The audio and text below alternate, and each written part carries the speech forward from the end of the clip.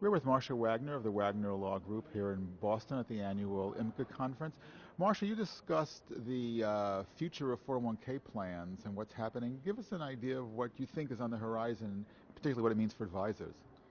Sure, the 401k industry is undergoing a lot of change right now.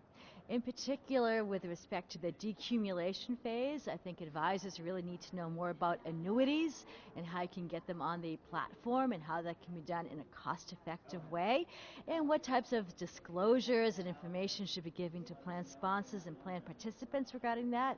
And also there's great change in the areas of fees and disclosure and how one can be compensated, especially if one is a fiduciary.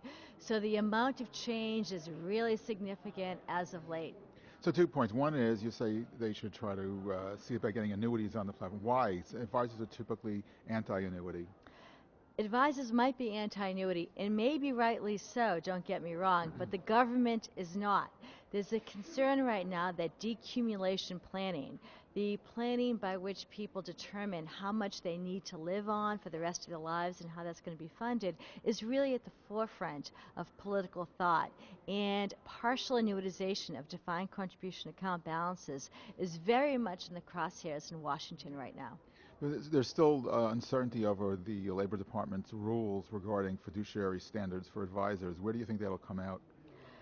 Oh, that's like predicting tea leaves. I know for sure the Department of Labor is working on a new definition of fiduciary. They're calling it now conflicted advice regulations, and it will likely harmonize with the SEC and maybe even FINRA, and it will likely encompass more activities and a broader variety of financial advisors than were considered to be fiduciaries before.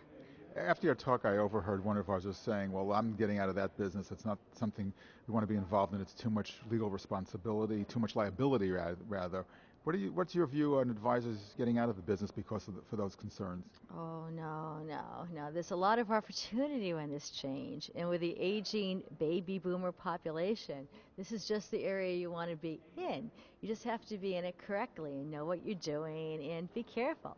But I think it's a great area with almost limitless potential. I hate to hear people say, "Oh, it's getting complicated and therefore I'm getting out." No, it's becoming a little bit more regulated, and bright people that are motivated can keep up with it to the best of their abilities, and I'm sure it'll be fine.